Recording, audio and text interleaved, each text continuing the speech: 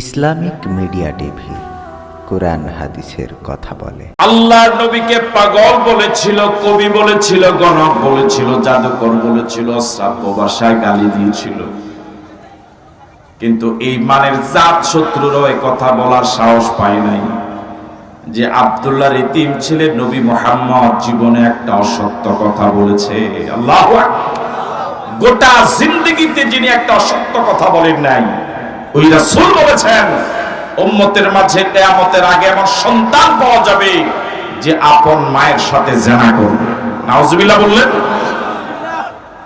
এই হাদিসের শেষ প্রান্তে আল্লাহর নবী বলেন, ওয়া ইন্না বানি ইসরাঈলা তাফাররাকাত আলা সিনতাইন ওয়া সাবঈনা মিল্লাতান ওয়া তাফতারিকু উম্মতি আলা সালাসিন ওয়া সাবঈনা মিল্লাতান কুল্লুহুম ফিন্নার ইল্লা মিল্লাতান ওয়াহিদা।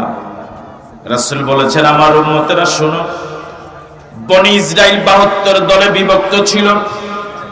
ওয়া ইন্না বানি ইসরাঈলা তাফাররাকাত আলা সিনতাইন ওয়া সাবঈনা মিল্লাহ, বনি ইসরাইল 72 দলে বিভক্ত ছিল।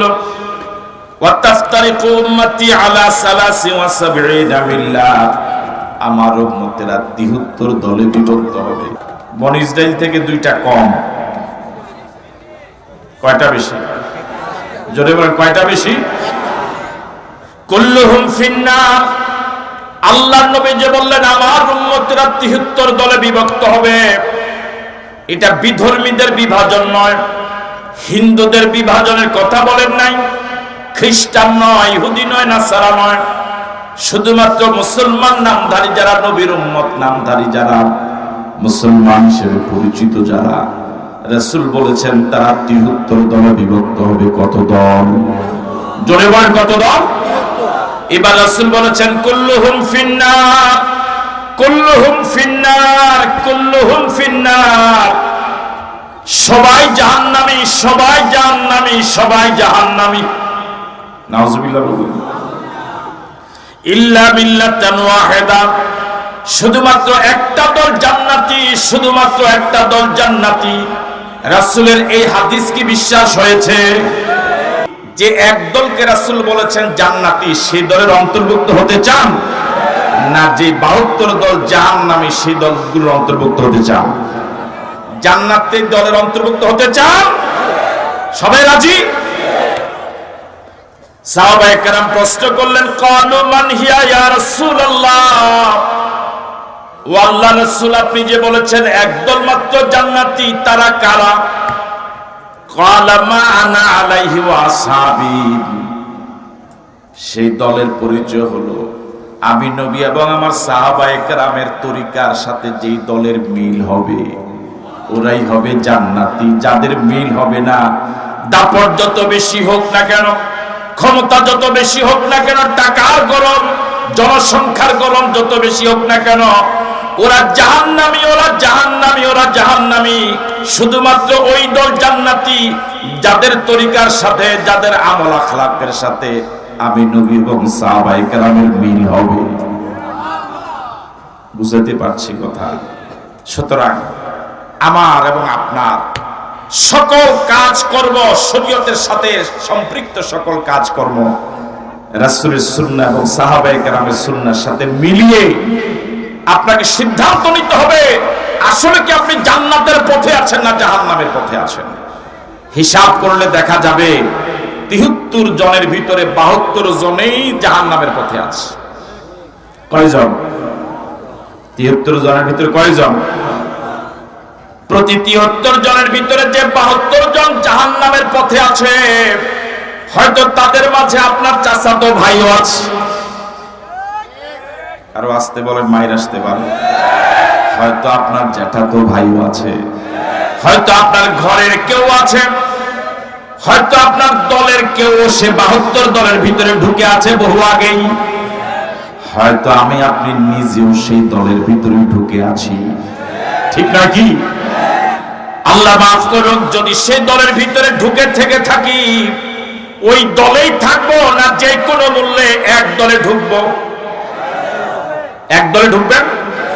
এই এক দলে ঢুকতে গিয়ে 72 দল বাদ দিতে গিয়ে যদি দল ছাড়া লাগে, পীর ছাড়া লাগে, হুজুর ছাড়া লাগে, সব ছাড়বো, এমনকি যদি জীবন দেওয়া লাগে জীবন দেবো, তবু জাহান্নামী 72 দলের ভিতরে থাকবো না।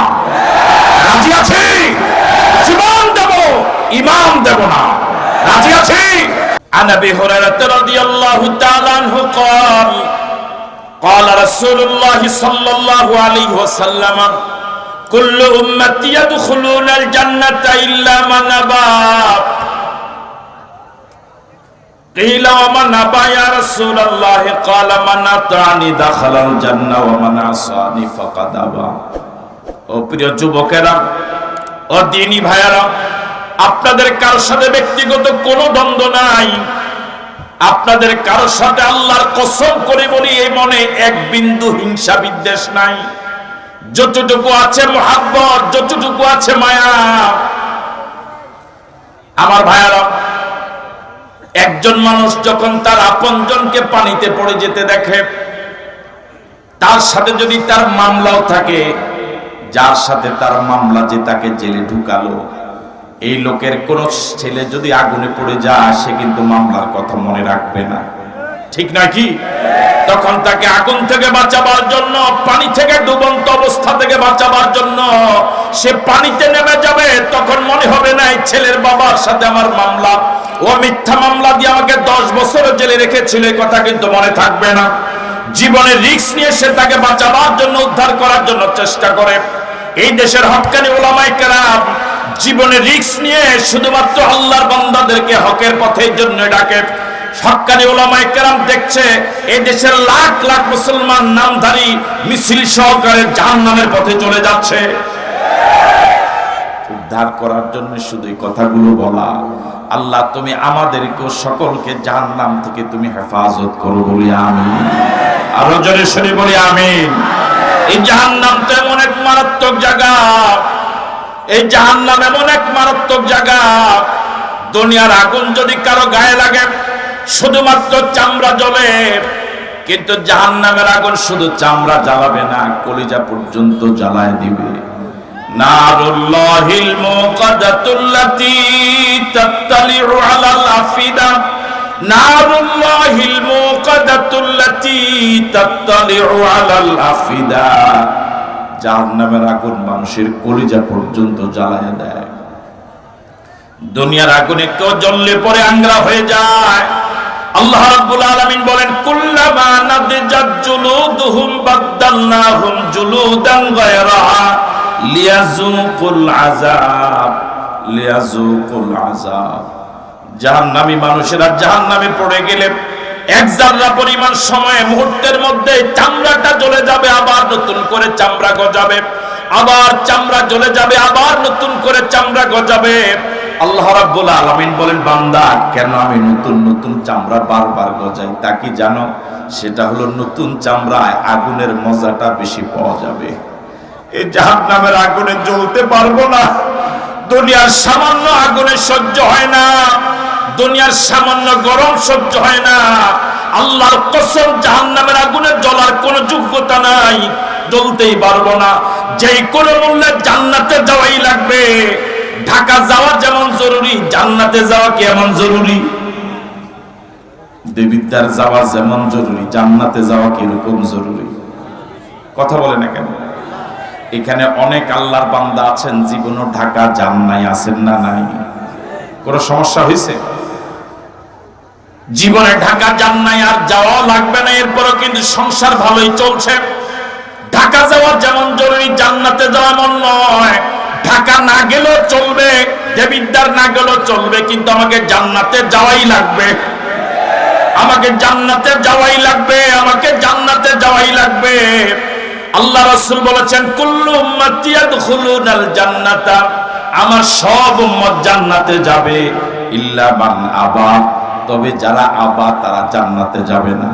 এবার আপনাদের হাজারো যুবকের কাছে প্রশ্ন, জান্নাতে যাবে কারা? উম্মতেরা। কারা? মনোযোগ নাই। কুল্লু উম্মতি ইয়াদখুলুনাল জান্নাহ, রাসূল বলেছেন আমার সব উম্মত জান্নাতে যাবে। তাহলে জান্নাতে যেতে হলে রাসূলের উম্মত হওয়া লাগবে। কি হওয়া লাগবে? খুব আস্তে বলেন, কি হওয়া লাগবে? আর জাহান্নামে যারা তাদেরকে রাসূল বলেছেন ইল্লা মান আবা, যারা আবা তারা জাহান্নামে যাবে না। তাহলে জাহান্নামে যাবে না কারা? আবা বলেন, আবার বলেন, আবার বলেন। আর জান্নাতে যাবে কারা? উম্মত। তাহলে আমাদেরকে আবা হতে হবে না উম্মত হওয়া লাগবে? আবা হতে হবে না উম্মত হতে হবে? সাহাবায়ে কেরাম প্রশ্ন করলেন, কিলা ওয়া মান আবা ইয়া রাসূলুল্লাহ, ও আল্লাহর নবী, যে আবা হলে জাহান্নামে যাওয়া লাগবে তারা কারা? ক্বালা মান আতানি দাখালাল জান্নাহ, যারা আমি নবীর অনুসরণ করবে তারা জান্নাতে যাবে। ওয়া মান আসানি ফাকাদ আবা, রাওয়াহুল বুখারী, যারা আমার নবীর তরিকাকে অমান্য করবে তারাই হলো আবা। তারাই কি? আরো জোরে বলেন, তারা কি? এবার আমরা তিনটা শব্দ মুখস্থ করি, বলুন। জান্নাত, আরো জোরে বলেন। উম্মাত, সুন্নাত। কয়টা শব্দ মুখস্থ করালাম? বলেন। জান্নাত, উম্মাত, সুন্নাত। আমরা যেতে চাই কোথায়?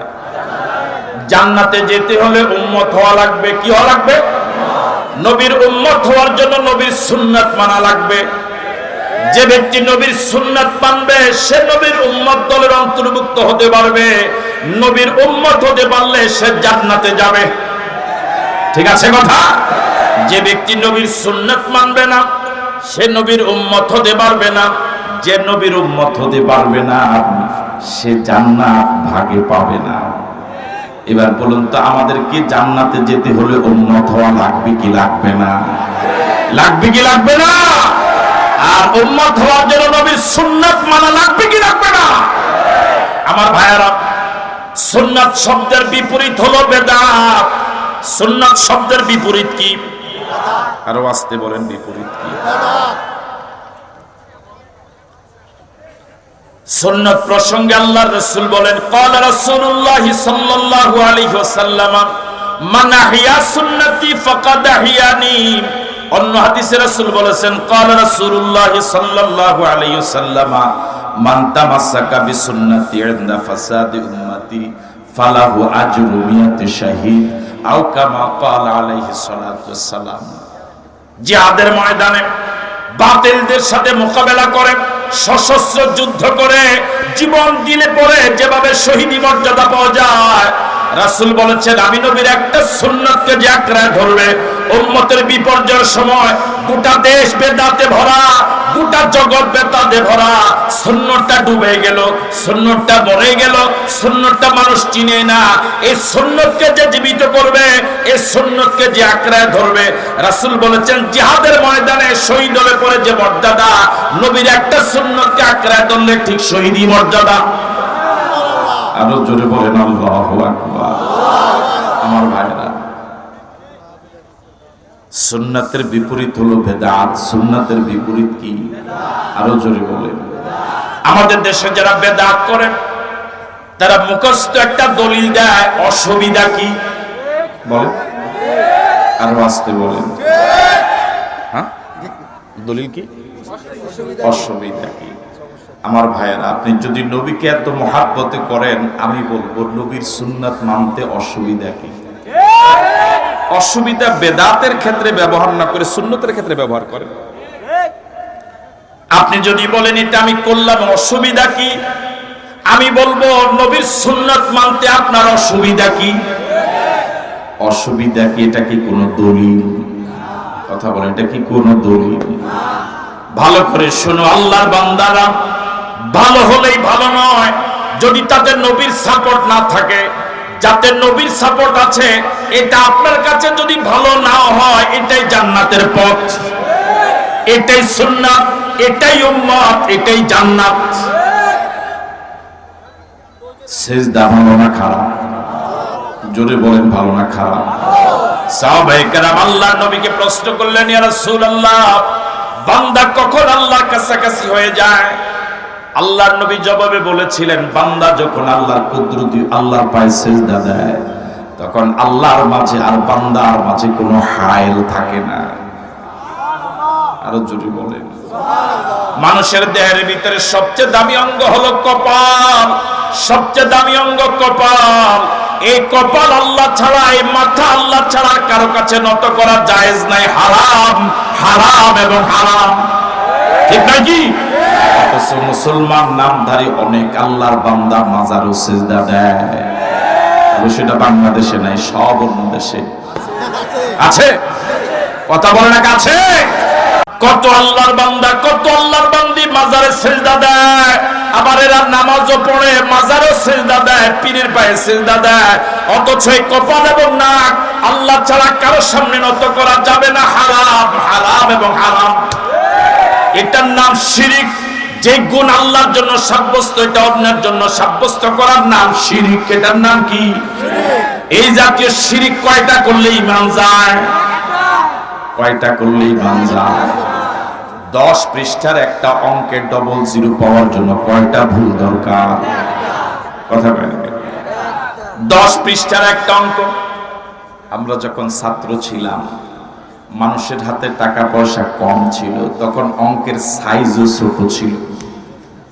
এখন টাকা পয়সা অনেক মানুষের হাতে, অঙ্কের সাইজও এখন। কথা বুঝেননি আমার ভাইয়েরা? আগে 5,000 টাকা দিলেই চলতো হাতি, এখন 50,000 টাকা দিলেও হয় না। সুবহানাল্লাহ।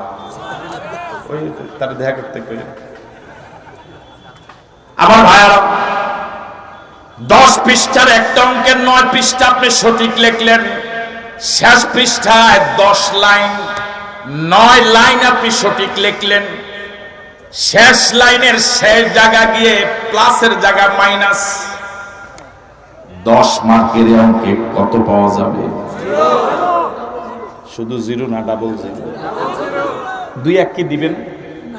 কেন দিবেন? পুরো অঙ্কে শেষ। আসলে আমরা ঈমান কাকে বলে তাও জানি না, কি কারণে ঈমান ভঙ্গ হয় তাও জানি না। ঠিক নাকি? ওই ছোটবেলা যে যখন খতনা করাইছিল তখন যে একবার কালিমা পড়েছি, আর এ পর্যন্ত কালিমা পড়িনি এরকম মুসলমানও তো আছে। এই জন্য ঈমান কাকে বলে সেটাও চিনি না। তাসদীকুন নবী সাল্লাল্লাহু আলাইহি ওয়াসাল্লাম বিমা জা বিহি ইতিমাদান আলাইহি। আল্লাহর নবী আল্লাহর কাছ থেকে যা নিয়ে এসেছেন এজমালি ভাবে সবগুলোকে বিশ্বাস করার নাম ঈমান। আমি মানি আর আমি জানি আর না জানি, আমি আমল করি আর না করি, বিশ্বাস কম করা যাবে না। সবগুলোকে এজমালি ভাবে বিশ্বাস করার নাম, আরো জোরে বলেন। এবার ঈমানের বিপরীত শব্দের নাম হলো কুফর। আপনাকে যদি কেউ কাফের বলে ডাক দেয়, খুশি হবেন না বেজার হবেন? খুশি হওয়ার মতো লোক তো আছে, খুশি হবেন না বেজার হবেন? এবার জানা দরকার কুফর কাকে বলে। শরীয়তের অকাট্য দলিলের ভিত্তিতে প্রমাণিত যে কোনো একটা বিষয়কে অস্বীকার করলেই বেঈমান। কয়টা? এবার আপনাদের কাছে আবারও প্রশ্ন, ঈমান আনার জন্য কি 2-1টা বিশ্বাস করা জরুরি ছিল না সবগুলো? কাফের হওয়ার জন্য সব অস্বীকার করা জরুরি না একটা অস্বীকার করলে কাফের? হ্যাঁ, তাহলে হিসাবটা অনেক জটিল। ঠিক নয় কি? আপনি একটা স্বীকার করবেন, সাথে সাথেই বান্দার জন্য যে গুণগুলো খাস এগুলো যদি আল্লাহর জন্য সাব্যস্ত করেন, আল্লাহর জন্য যে গুণগুলো খাস এগুলো যদি মাখলুকের জন্য সাব্যস্ত করেন, এর নাম হলো শিরিক, এর নাম হলো শিরিক। আল্লাহ রাব্বুল আলামিন বলেন, ইন্নাশ শিরকা লাযুলমুন আযীম, ইন্নাশ শিরকা লাযুলমুন আযীম। নিশ্চয়ই শিরিক সবচেয়ে বড় জুলুম। শিরক কি? সবচেয়ে বড় জুলুম। বলেন শিরক কি? আওয়াজ দিয়ে বলেন। এখন জুলুম কাকে বলে? জুলুমের বিপরীত শব্দ হলো ইনসাফ। এখন অবশ্য জুলুম সমাজে নাই, আর আস্তে কোন আছে না? নাই। সমাজে নাই, রাষ্ট্রে নাই, অন্যান্য দেশে নাই, সর্বত্রই শুধু জুলুম আর জুলুম। জুলুমের বিপরীত হলো ইনসাফ। এখন জানা দরকার ইনসাফ কাকে বলে, জুলুম কাকে বলে। ইনসাফ হলো ওয়াজুশ শাইই ফি মুহাল্লিহি, যে জিনিস যে জায়গায় রাখার কথা ওই জায়গায় যদি রাখা হয় এর নাম ইনসাফ। আর জুলুম হলো ওয়াজুশ শাইই ফি গায়রি মুহাল্লিহি, যে জিনিস যে জায়গায় রাখার কথা ওই জায়গায় যদি রাখা না হয় অন্য জায়গায় রাখা হয় তার নাম হলো জুলুম। তার নাম কি? জুলুম। টুপি রাখার জায়গা কোথায়? টুপি যদি মাথায় না রেখে পকেটে ঢুকান, হাঁটুর উপরে রাখেন, এর নাম কথা কয় না কেন, এর নাম হ্যাঁ? চশমা রাখার জায়গা কোথায়? কথা কয় না কেন? চশমা রাখার জায়গা কোথায়? কেউ যদি চোখে চশমা দেয়, এর নাম ইনসাফ, এর নাম ইনসাফ। কেউ যদি চশমা কপালে উঠায়, এটার নাম কি? তাহলে বুঝতে হবে তার চোখে সমস্যা নয়, সমস্যা হলো মাথায়। এই জাতীয় সমস্যাওয়ালা মানুষ বাংলাদেশে নাই। এই জাতীয় সমস্যাওয়ালা মানুষ বাংলাদেশে নাই। শুধুমাত্র ইসলাম এবং আলেমদেরকে খোসানো ছাড়া এদের আর কোনো কাজই নেই। কথা বলা ঠিক নয় কি? এরা সুযোগ পাচ্ছে শুধু আমাদের ওলামায়ে কেরামের দলাদলির কারণে, আমরা হাজারো দলে বিভক্ত হওয়ার কারণে। এদেশ ওলামায়ে কেরামের দেশ, হক্কানি পীর মাশায়েখের দেশ, এদেশ শাহজালালের দেশ, শাহপরানের দেশ, যে দেশে লাখো যুবক কোরআনের রাজ কায়েম করার জন্য ময়দানে নামে। আমরা যদি এক হতে পারতাম, এরা সাহস করে কথা বলার সাহস পেত না। সম্মানিত যুবক বন্ধুরা,